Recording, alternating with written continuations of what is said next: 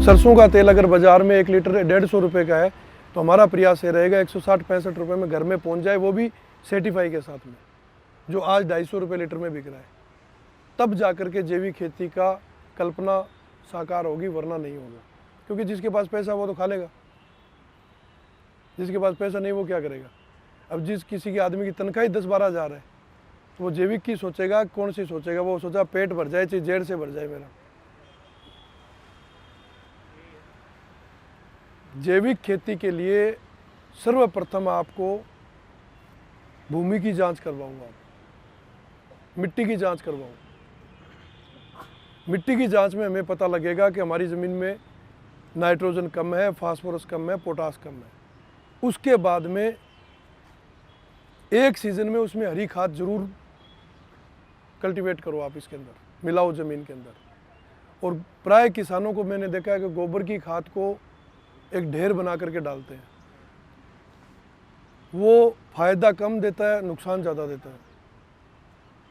उसमें जो हानिकारक कीड़े हैं, चाहे आपकी गोजालट है, चाहे दूसरी फंगस है, भाई जो मित्र कीट और मित्र फंगस है वो तो धूप से वैसे ही ख़त्म हो जाएगी, जीवाणु आपके वैसे ही ख़त्म हो जाएंगे, तो वो तो वहाँ पर तो शत्रु रहेंगे सारे के सारे, और वो ले जा करके आप ज़मीन में डाल दोगे तो और ज़्यादा नुकसान होगा। तो इस तरीके से ज़मीन की जांच करवाई। ज़मीन की जांच के बाद में आपको पता लगा आप फसल कौन सी लगाने जा रहे हो, उस फसल में उसकी आवश्यकता क्या है।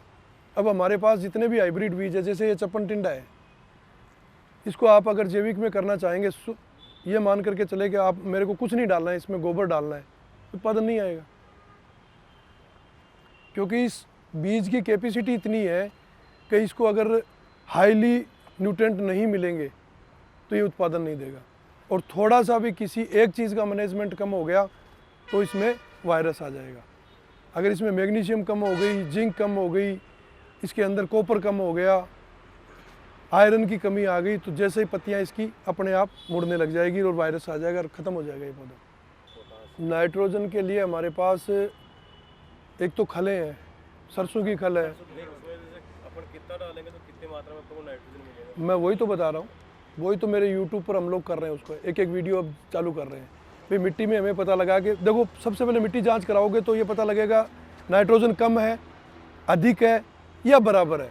अगर आपकी बराबर आ गई तो आपको कुछ नहीं करना, जीवामृत के साथ में जो नाइट्रोजन फिक्सिंग करने वाले बैक्टीरिया है, एजिटोबैक्टर है जो आपका, अगर आपकी दलहनी फसल है उसमें तो राइजोबियम डालो आप, नहीं तो एजिटोबैक्टर को आप डाल करके, और जीवामृत में, और जीवामृत जो बनाते हो उसको में भाई जीवा अमृत, जीवों का भोजन अमृत है वो, वहाँ गुणन होता है उनका। तो उस समय कौन सी स्टेज पर उसको डालना है, 5 दिन पहले आपका जीवामृत बन गया, उसमें मीथेन गैस वगैरह जो भी गोबर में थी, जो भी कुछ था वो सब निकल गया। 5वें दिन के बाद में, जब 2 दिन आपको उसको डालना है ज़मीन में, 7वें दिन के बाद में डाल सकते हो, तो उस समय उसके अंदर 200 लीटर के अंदर आपने कल्चर, आपको एजिटोबैक्टर को अगर 200 ग्राम, 250 ग्राम, 300 ग्राम, जैसी भी आपके पास सुविधा है उसको डाल दो आप। उसी के साथ आप फास्फोरस के भी डाल सकते हो। मेरा एक वीडियो है, आप देखना, मैंने गेहूं पर प्रयोग किया था। गेहूं में नाइट्रोजन की कमी थी हमारी इंटरक्रॉपिंग में, तो वो 3 साल पहले मैंने इसका प्रयोग किया, तो मुझे लगा कि यार इसके अंदर अब यूरिया देने की आवश्यकता, अब क्या करें। जीवामृत हम सादा चला रहे थे लेकिन उससे उतना रिजल्ट नहीं आ रहा था क्योंकि नाइट्रोजन की पूर्ति नहीं हो रही थी। तो मैंने सुना था कि भाई ये एजिटोबैक्टर नाइट्रोजन फिक्सिंग का काम करता है। भाई अब आपने थोड़ी देखा है कैसे करता है, मैंने भी नहीं देखा, किताबों में लिखा हुआ है, साइंटिस्टों ने बताया कि ये एजिटोबैक्टर है, अब लेके आते हैं, हमें तो आंखों से भी नहीं दिखता है कि नहीं इसके अंदर। तो ये पता कब चलेगा, जब ये काम करेगा तब तो चलेगा। तो मैंने 200 लीटर में ला करके उसको डाला जीवामृत के अंदर, और उसका रिकॉर्डिंग की हमने। जो पीली क्यारी थी उसके अंदर हमने पानी चलाया और उसके साथ में खुला उसको दिया। तीसरे दिन जा करके देखते हैं कि हमारी वो क्यारी बिल्कुल जेड ब्लैक हो गई। तो हमें बहुत ज़्यादा खुशी हुई, मेरे यार हमारे पास हथियार हाथ आ गया भाई, बिल्कुल ये काम तो करता है। अभी ये हवा से ले रहा है, ज़मीन से ले रहा है, नाइट्रोजन कहाँ से ले रहा है, लेकिन ले रहा ही है और पौधों को दे रहा है, तो हमें रिजल्ट मिल गया उस चीज़ का। तो इसी तरीके से आपकी जो सरसों की खल है, अब सरसों की खल को अगर आपने उसको 10 किलो सरसों की खल 200 लीटर पानी में डाल दिया और उसके अंदर 5 लीटर गोमूत्र डाल दिया आपने, और 100 ग्राम आपने न्यूट्रिएंट डाल दिया उसके अंदर, चाहे ह्यूमिक एमिनो का, इनका कम्युनिकेशन जो भी आपके पास है जो प्रोटीन का इनका निर्माण करते हैं उनको डाल दिया, तो उसकी मारक क्षमता जस्ट 4 गुना ज़्यादा बढ़ गई। और उसको जैसे ही आप पानी के साथ चलाओगे आपको रिजल्ट दिखेगा उसके अंदर। सरसों की खल के साथ में आपको सल्फर भी मिलेगा,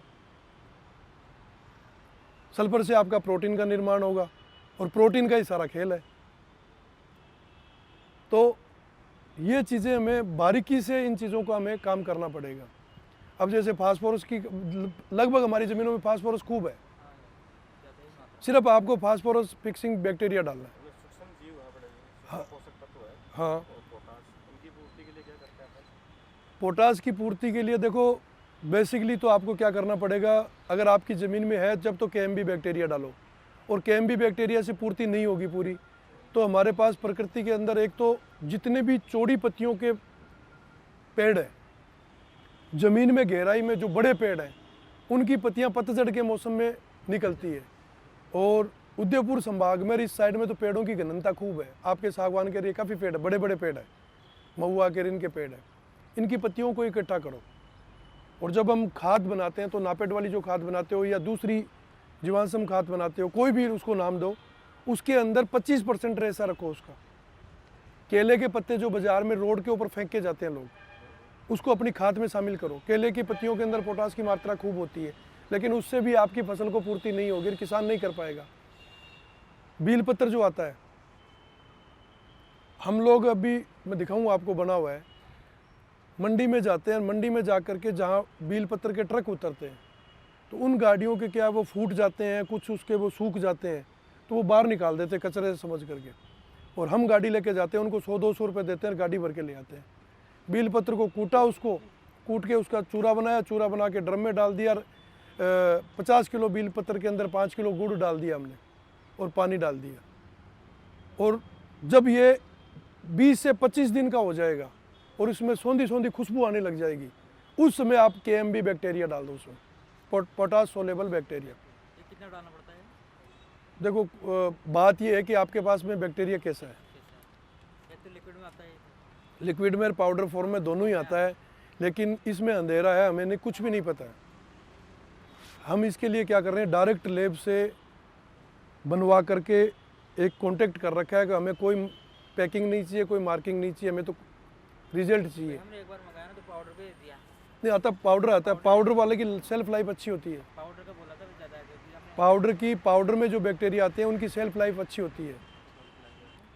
ये पोटास वाला तो कम से कम 20 दिन में होगा तैयार, 20 से 25 दिन में होगा। और ये जो डोज रहती है, मतलब ये ड्रिप से जैसे कैसे दें? ड्रिप से दे दीजिए, खुला दे दीजिए, ड्रिचिंग कर दीजिए, जैसा भी आप उचित समझो वैसा कर सको। और जीवामृत जो आप बना रहे हैं तो जीवामृत की आप छिड़काव भी करिए। इसके 15 लीटर पानी के अंदर जीवामृत जो आपने बनाया है उसका अगर आप 2 लीटर डाल करके छिड़काव करोगे तो बेहतरीन रिजल्ट आएगा। दीमक एक्चुअल के अंदर सामाजिक प्राणी है और मादा दीमक की लंबाई इतनी होती है, कम से कम मादा इतनी बड़ी होती है, नर इतना बड़ा होता है। और मैंने 15 दिन तक जिंदा निकाल करके रखा दोनों को, इनको। और इनकी जो बाम्बी है वो नीचे 6 फुट 5 फुट 4 फुट के नीचे पूरी कॉलोनी होती है, इतनी बड़ी बड़ी बाम्बी होती है इनकी। मादा दीमक प्रति सेकंड अंडा देती है, प्रति सेकंड। और ठीक है, दूसरी बात, ऊपर जो आते हैं मजदूर आते हैं, उनके चेहरे की बनावट, उनका पूरा स्ट्रक्चर अलग होता है, और कॉलोनी में जो नीचे रहते हैं वो अलग होते हैं। और उनका सिर्फ यही काम होता है 24 घंटे भोजन सप्लाई करना। अगर 1 मिनट भी रुकते हैं तो उनकी पूरी की पूरी चेन टूटती है, तो उनको तो भोजन चाहिए। अब किसान ने गलती कहाँ पर की है? 3 गलती की है किसान ने। प्रकृति ने जो हमें खरपतवार दी उसको हमने हटा दी,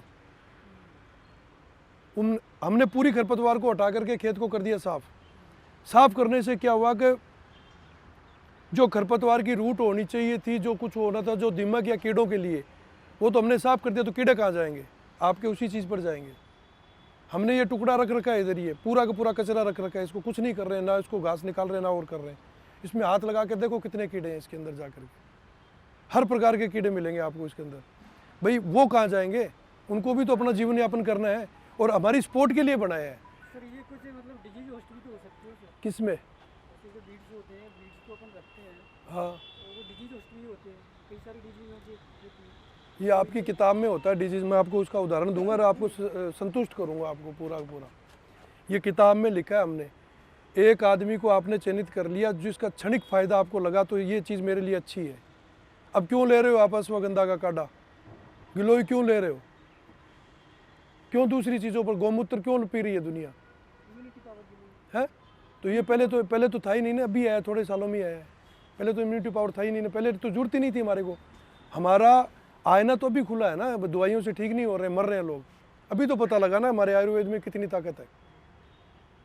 एक्चुअल के अंदर दीमक क्या करती है, कहीं उसको खाना नहीं मिलेगा, कच्चा गोबर मिलेगा तो उसके लगेगी।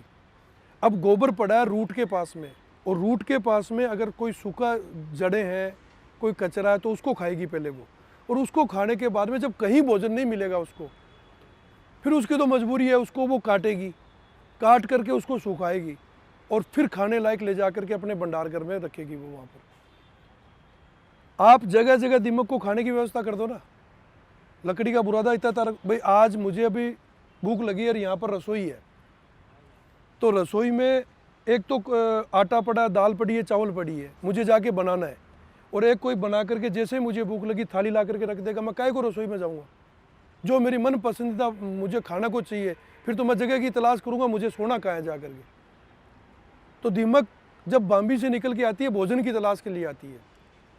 उस समय आपने अगर लकड़ी का बुरादा और उसके ऊपर थेपड़ी रख दी आपने, तो वो सबसे पहले लकड़ी के बुरादे को खाने के लिए आएगी। और गोबर भी आपने रख दिया उसके ऊपर, कंडा भी रख दिया गीला करके पानी का, इतना खड्डा खोदो और उसके ऊपर भर दो उसको, और 1 बीघा में 10-15 जगह रख दो आप देखना अगर आपके एक भी फसल को टच कर जाए तो मेरे से पैसे ले जाना आप।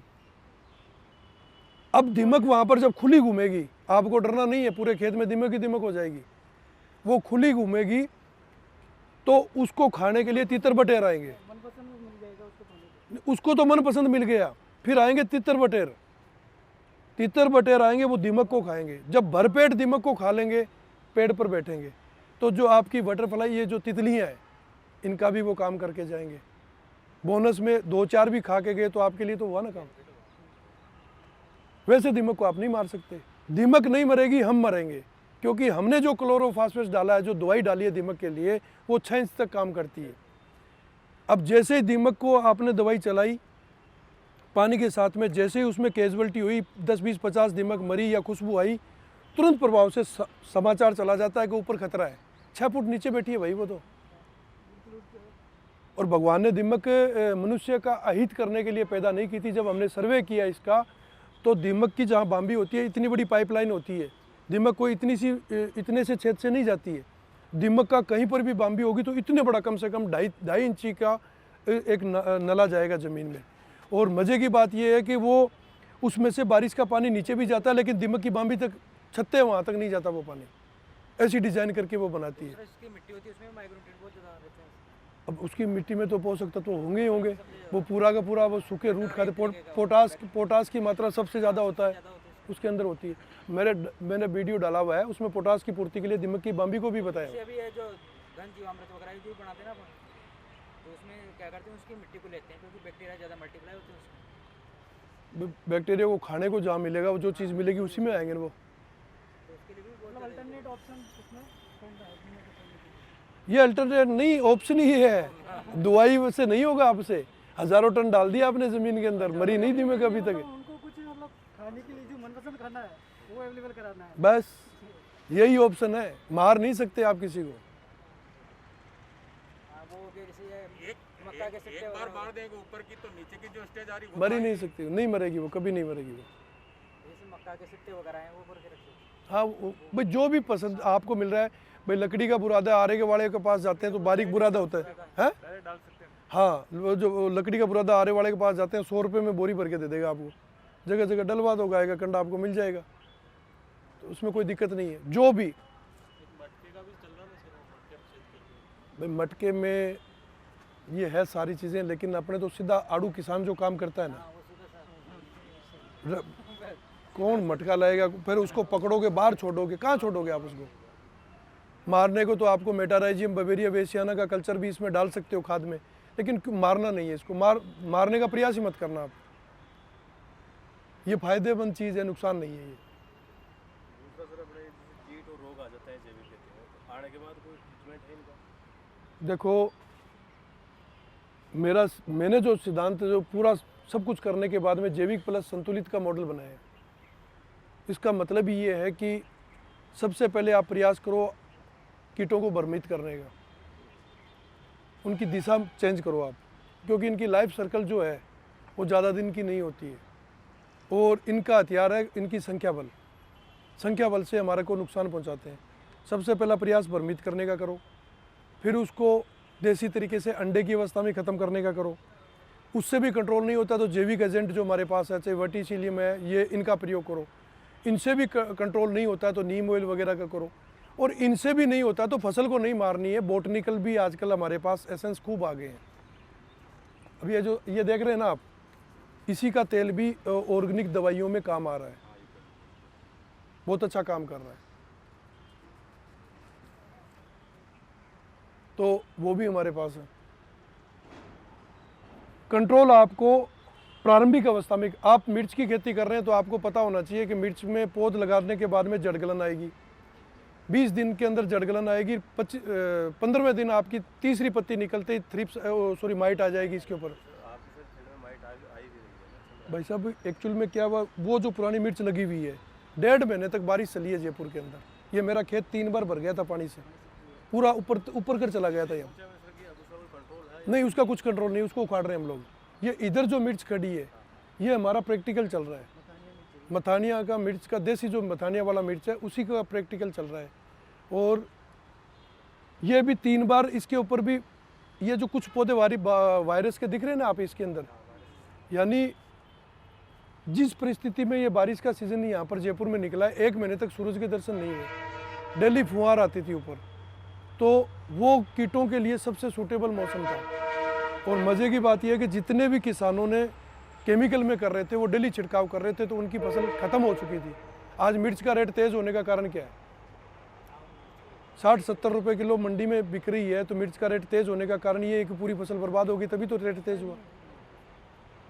मंडी का रेट है 60-70 रुपये किलो। तो काफ़ी संख्या में भी पूरे प्लॉट को खराब करेगी। नहीं करेगी खराब, हम जो रख रखा है जानकर रख रखा है। आपका जो सिद्धांत है उन्हीं से उल्टा चल रहे हैं हम लोग, उखाड़ देते हमने उनको कौन सा हमारे को अगर दिखाना होता किसी को तो उखाड़ के फेंक देते उनको, उखाड़ा नहीं ना हमने। ये एक एक चीज़ इसके अंदर, और सबसे ज़मीन देख के आया कैसी है, ये पत्थर पड़े हैं वहाँ पर, मिट्टी नहीं है वो, यानी नहीं होने वाली ज़मीन पर हम लोग ट्रायल कर रहे हैं। और जो पौधे स्वस्थ खराब हुए थे उनको स्वस्थ भी किया, ठीक भी किया है। कुल मिलाकर के आज हम ये कह सकते हैं कि बिना जहर के भी हम इस स्टेज पर इस मिर्च को लेकर के बैठे हैं, तो अच्छा प्रयास है हमारा। माइट्स को जैसे मतलब आए उसके पहले कंट्रोल भी तो कर सकते हैं। कंट्रोल समझे नहीं, बारिश में आप कैसे छिड़काव करोगे? बारिश का तो हो गया, हाँ, उससे आती है उसके लिए मैं वही तो बता रहा हूँ भाई। क्या होता है कि माइट को कंट्रोल करने के लिए आप केमिकल में किससे करते हो? वो तो जैसे ओबेरॉन वगैरह आता है, स्पाइरोमेसिन वगैरह, ओबेरॉन मैं नहीं जानता, स्पाइरोमेसिन वगैरह आता है वो आता है, लेकिन एप्लीसाइड ही होती है उनके यूज करना। माइट कंट्रोल का कंपनियों का नाम कुछ भी हो सकता है, मुझे नहीं पता। टेक्निकल बता हाँ, ये मैं एक्चुअल के अंदर सल्फर है ना, जो हमारा नेचुरल जो सोर्स है, सल्फर माइट के लिए सबसे बढ़िया है। प्रोटोजोआ और माइट्स सल्फर से ही मरेगा, बाकी आप दुनिया की कोई भी चीज़ डाल दो। जैसे भी है जो 80% सल्फर होता है, एक तो वो करवाते हैं, जैसे बुरका वो कराते हैं सल्फर का 80% का, तो उससे कंट्रोल नहीं होती है। लेकिन वो जैसे 7 या 8 दिन तक ज़्यादा है, फिर नहीं नहीं नहीं नहीं, अभी आप सुनिए मेरी बात आगे। नहीं टेम्परेचर देखो, आप तैयारी करिए 50 डिग्री के ऊपर। आने वाले टाइम में 50 डिग्री में सब्जियां उगाने की आपको प्रैक्टिकल होना चाहिए आपके पास। और अगर आपके पास 50 डिग्री का नहीं है तो आप खेती नहीं कर पाओगे, और आपको पपीता माइनस में करना है। प्रकृति अब हमारा साथ नहीं देगी। मैं ये कह रहा हूँ कि जब जरूरत थी बारिश की तब बारिश नहीं, और जब जरूरत नहीं थी तब बारिश आई है, तो इसके लिए आपको तैयारी करनी पड़ेगी। और जो हमारे गणित में जो चल रहे हैं ना आपके, कि भाई ये सारनी बना रखी है, मई में ये लगाएंगे, जून में, उसको 1 महीने आगे सरका दो, 1 महीना 1.5 महीना उसको आगे पलट दो उसको। जिन लोगों ने गोभी लगाई थी गर्मियों में, उनसे जाकर के पूछो गोभी का क्या हाल है। अगेती गोभी जो लगाते हैं उनसे पूछो तो सही जाकर के क्या हाल है उनका। 5-5 बार लगा लिया हमने, गलत थोड़ी बोल रहा हूँ मैं। टमाटर का क्या हाल है? तो 1 महीने आगे सरका दो इसको। और अब आपको तैयारी, हमारे पास ये इधर हमने एक देसी वैरायटी का टमाटर लगाया है। नहीं, अभी लगाया, देसी लगाया, छोटे पौधे अभी लगाए। अब कुछ प्रजातियां हमारे को ऐसी निकाल के लानी पड़ेगी जो इस लड़ाई को लड़ ले, और हमारे साइंटिस्टों को भी अब ये काम करना पड़ेगा कि टेम्परेचर टमाटर के लिए आदर्श तापमान 32-35 है, उसको 40-45 पर लेके जाए। अभी कुछ वैरायटी है जो 40 तक, मतलब 40-45 तक कर लेती है। अभी चल रहा है 36-37 का अभी चल रहा है। जो गर्मी का होता है ना, हाँ। शायद वाला 45 तक कंट्रोल। कहाँ करोगे आप काम इसके अंदर? तो ऑर्गेनिक के अंदर अगर इस माइट को, अब हमारे पास ऑर्गेनिक में सल्फर कहाँ से मिलेगा? क्या सोर्स है हमारे पास? ऑर्गेनिक में सल्फर सल्फर का सोर्स क्या है हमारे पास? है जी? कुछ नहीं होगा बैक्टीरिया से। ये मेरे जैसे यूट्यूब पर बोलने के लिए बहुत अच्छी चीज़ है। बैक्टीरिया से क्या होगा सर? माइट को कैसे रोकोगे बैक्टीरिया से? नहीं, बैक्टीरिया नहीं, हमारे को नेचुरल सल्फर चाहिए, नेचुरल तरीके से सल्फर चाहिए। कैसे मिलेगा? बीएससी एग्रीकल्चर है क्या आपने? तो आपको पढ़ा है यार, बहुत अच्छे से पढ़ा है। मैं बताता हूँ आपको, कोई बात नहीं। एक्चुअल के अंदर सल्फर का सबसे बड़ा स्रोत हमारे पास लहसुन और अदरक है। दो ही चीज़ होती लहसुन और अदरक है। है, लहसुन और अदरक सबसे बड़े सोर्स सल्फर के। और अगर आपके पास देसी लहसुन है, हाइब्रिड ना होकर के देसी लहसुन है, उस लहसुन का आप एंजाइम बनाइए, और वो एंजाइम 2 महीने पहले तैयार करिए उसको।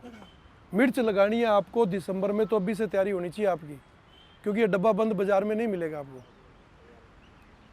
हमारे पास लहसुन अदरक का एंजाइम भी होना चाहिए, हमारे पास बोटनिकल सामान भी होना चाहिए, हमारे पास जैविक एजेंट।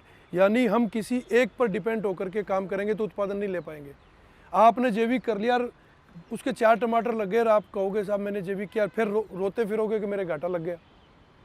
कौन देने वाला है आपको?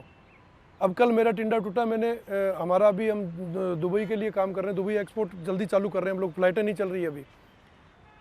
टिंडा टूटा है, कल मैंने जहरमुक्त मेरे पोस्ट पर भी डाला था और मंडी भेजा आज मैंने, जैविक करके मंडी भेजा है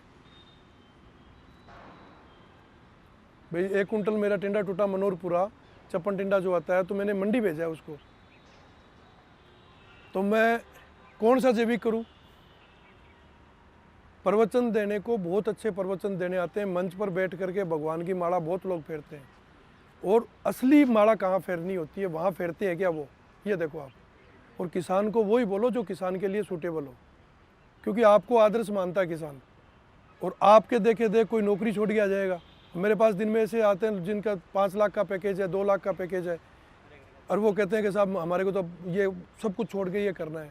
मैं उनको यही कहता हूँ, तू नौकरी मत छोड़, 1 महीना पहले मेरे साथ काम कर ले, आगे छुट्टी लेके आ जा, और काम करने के बाद में तेरे को अच्छा लगे तो फिर नौकरी छोड़ना। आप मैंने वीडियो अच्छा सा शूट करवा करके बना करके डाल दिया, तो उससे क्या हो गया? फील्ड में क्या हो रहा है? फील्ड का देखो ना आप आकर के। वो है मेन तो। हाँ ऐसे वीडियो बहुत सारे मिल जाएंगे, हाँ, यूट्यूब पे बहुत सारे मिल जाएंगे। ग्राउंड में क्या है, ऐसे है कि एक गाय से 10 बीघा की खेती कर लो, बताते हैं बताते हैं। तो मेरे भी काउंटर वीडियो भी डले हुए हैं, लाइव डले हुए हैं मेरे। मैं वीडियो नहीं, ज़्यादा लाइव ही डले हुए हैं। मैंने डाला था मैंने डाला था रेड पंपकिन बीटल के लिए, जो हमारी बेल वर्गीय फसलों को सबसे ज़्यादा नुकसान करती है। तो मैंने कहा इसका कंट्रोल बताइए कोई मुझे आप।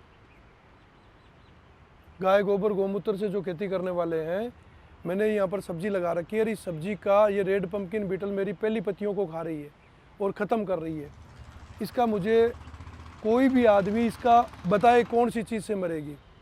कोई कहता नीम ऑयल से मरेगी, तो मैं कहता हूँ ठीक है साहब, नीम ऑयल मैंने कितना डालना चाहिए? 20 ग्राम। मैंने 50 डाला फिर भी नहीं मरी। 100 डाल के देखा मैंने फिर भी नहीं मरी, तो वो तो रिजेक्ट हो गया। अब आ जाओ दूसरी क्या चीज़ का, ये फलानी 10 परनी से 11 परनी, जो भी जिस प्रकार के पत्ते हैं, कोई फ़र्क नहीं पड़ा उसके। 4 फसल खराब हुई है उसके ऊपर। और जो ये चपन टिंडा या टिंडा अब किसी ने बेल वाली फसल किसी के पास खड़ी है, उससे जा कर के पूछो रेड पंपकिन बीटल क्या कर रही है। तो ये कोई 2 घंटे का या 3 घंटे का सेशन नहीं है। 10 साल तो मैंने इसमें खपा दिया, अभी सीख ही रहा हूँ मैं। आप जैसे लोगों से सीखता ही रहता हूँ, अभी तक भी मुझे भी पूरा समाधान नहीं मिला है। ये तो है कटु सत्य, हकीकत है ये। लेकिन अब अपने पास इतना है कि हम लोग इसमें परिवर्तन कर सकते हैं, रेजिड्यू फ्री उत्पादन ला सकते हैं हम लोग। और उत्पादन की जो क्वांटिटी है वो चाहे केमिकल का हो चाहे रसायन का हो, उसके बराबर उत्पादन ला सकते हैं। अभी हिमाचल प्रदेश जाके आया था मैं सेब के बागानों में, वहाँ पर 3000 किसान रजिस्टर्ड है जिनके पास ऑर्गेनिक के पट्टे हैं, सर्टिफिकेट है। और जब मैं उनके बगीचे में गया, जाते बोले हमारे पास है, कोई दिक्कत नहीं सर, सेब है हमारे पास ऑर्गेनिक, चलो दिखाओ।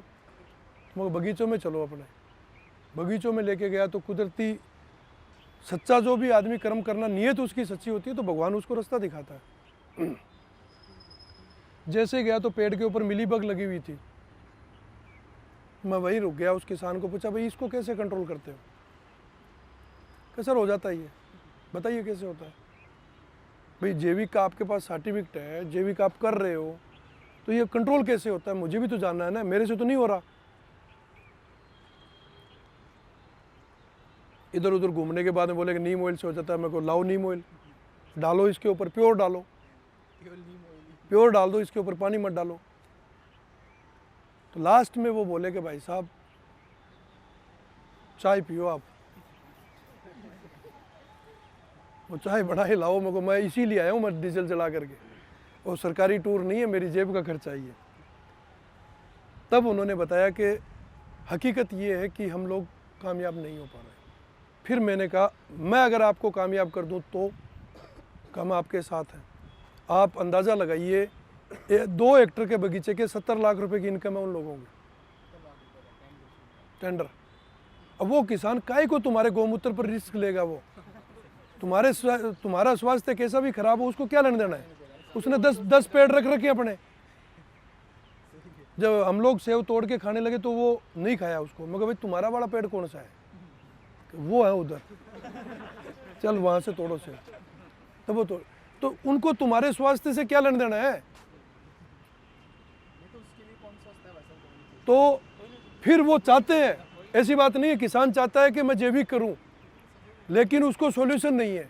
और हमने इतना भ्रमित कर दिया उसको कि वो किसान पागल हो गया। उसके एक आवाज़ तो आ रही है गाय गोबर गौमूत्र से सब कुछ हो जाएगा, एक आ रही है कि लो साहब ये बैक्टीरिया आ गया इससे पूरा हो जाएगा, एक मेरा जैसा दूसरा दिन आएगा वो कहेगा नहीं नहीं नहीं नहीं एक ऐसी खाद आई इससे हो जाएगा काम, तीसरे दिन चौथा आएगा कम। देखो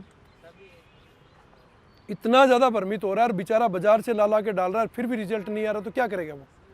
एक किसान ही ऐसा है जो किसी पर क्लेम नहीं करता है। आपने जो मर्जी बेच दिया, किसान ये मान करके चलता है कि मेरी गलती की वजह से ये खराब हुआ, इस प्रोडक्ट की वजह से नहीं हुआ। आप कपड़ा जूते लेके आते हो, दूसरे दिन फटते ही आप उसके दुकान के वाले को जाके फेंक देते हो कि भैया ये जूता तेरा खराब निकला, ये फट गया।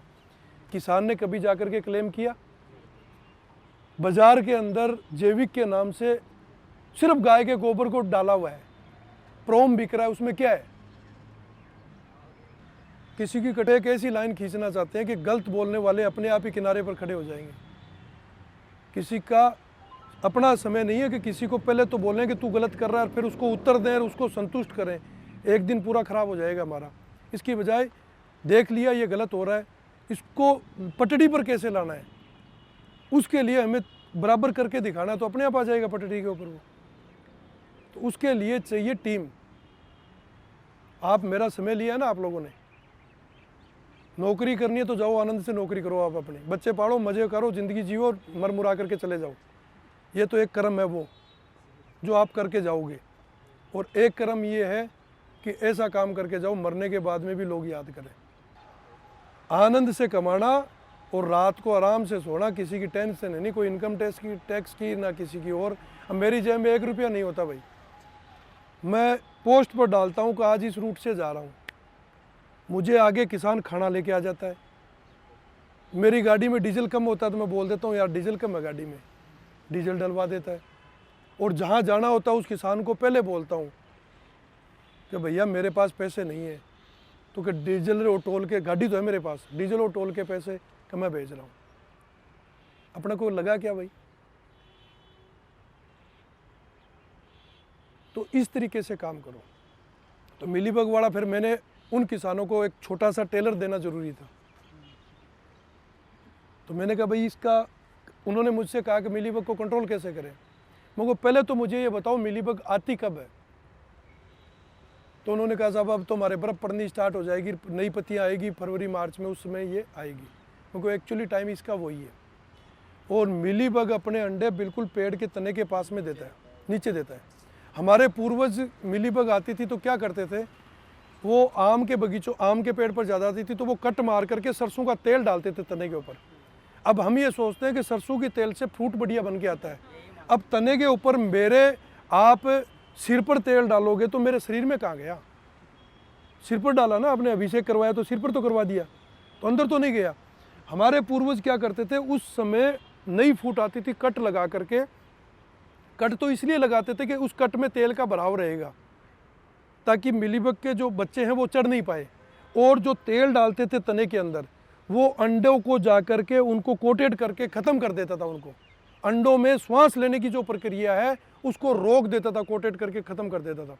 तो तेल तने में डालते थे तो तने से थोड़ी पौधा कोई भोजन लेता है, भोजन तो यहाँ से ले रहा है वो।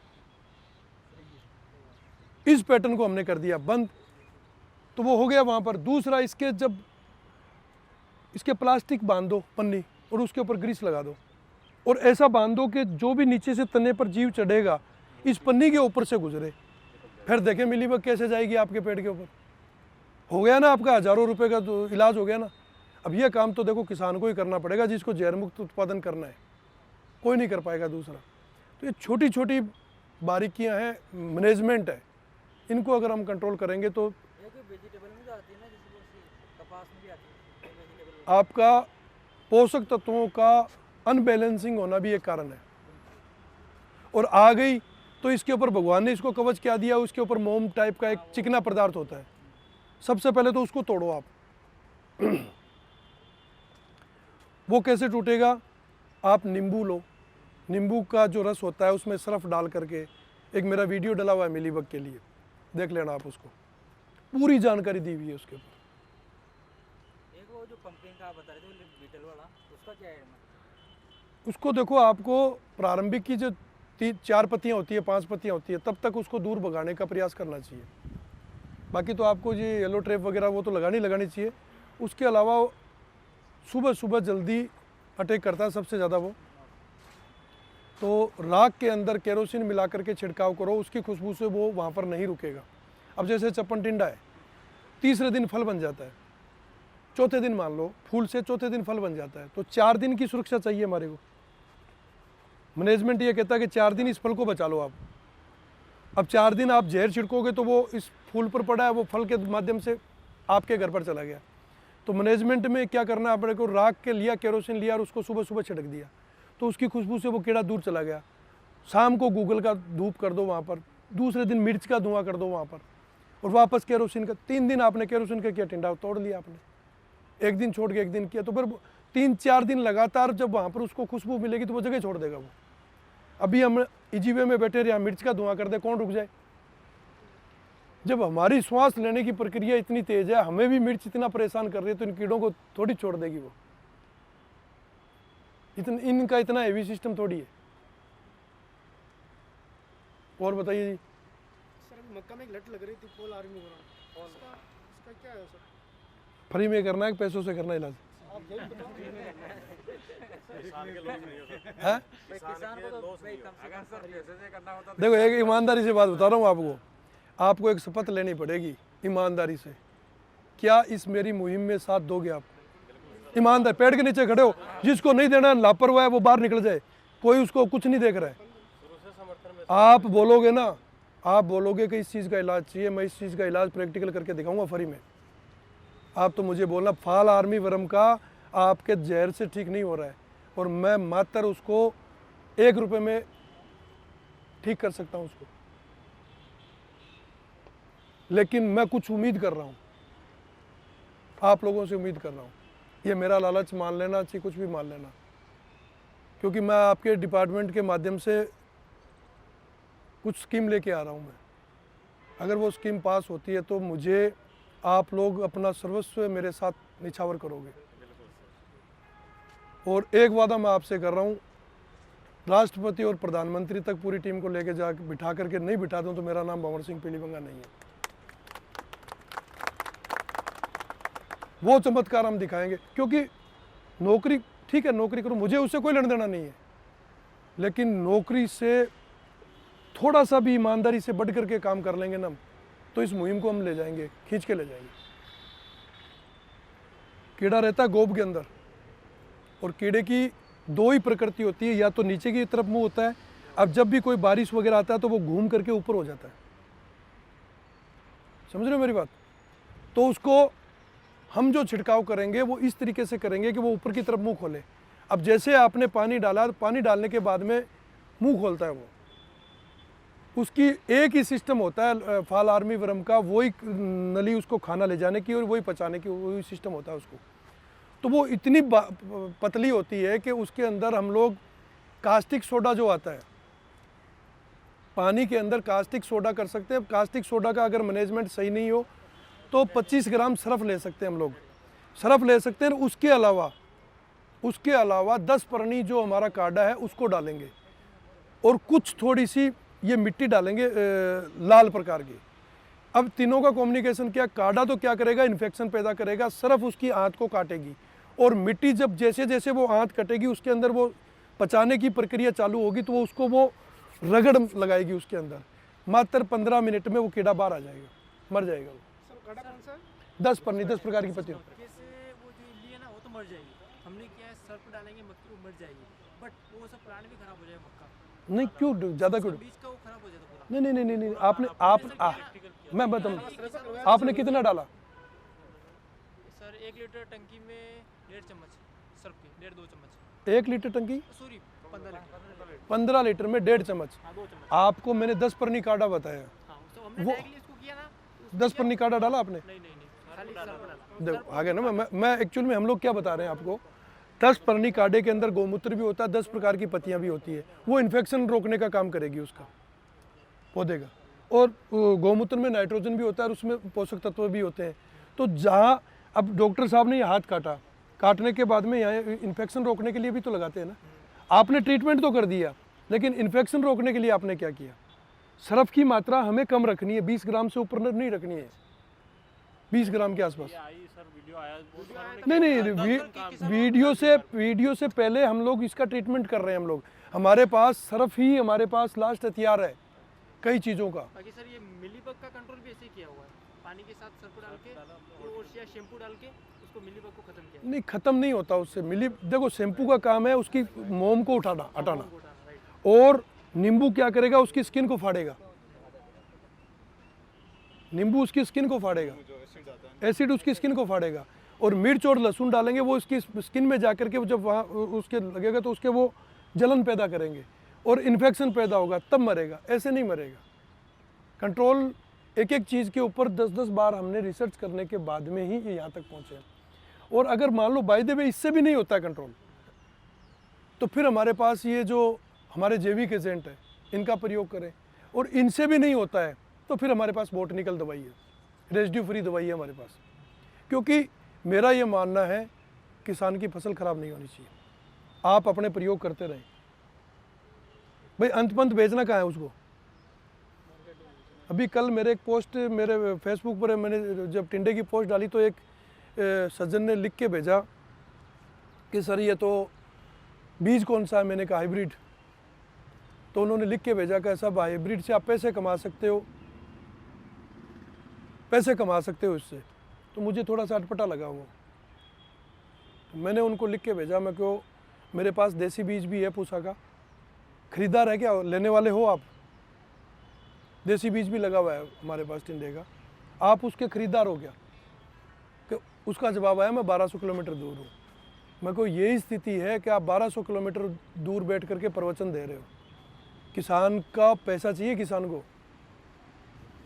तुम्हारे 1 तारीख को घर पर 1200 किलोमीटर दूर बैठे हो, 1 तारीख को आपको तनख्वाह मिल जाती है, 10 तारीख तक अगर तनख्वाह नहीं मिले तो आप आंदोलन कर देते हो, भूख हड़ताल पर बैठ जाते हो। हमारे तो पता ही नहीं कब तनख्वाह मिलेगी, कब आएगी। तो बोलने को दुनिया को शुद्ध भी चाहिए, और जब खरीदने की बारी आती है तब कोई नहीं आता आगे।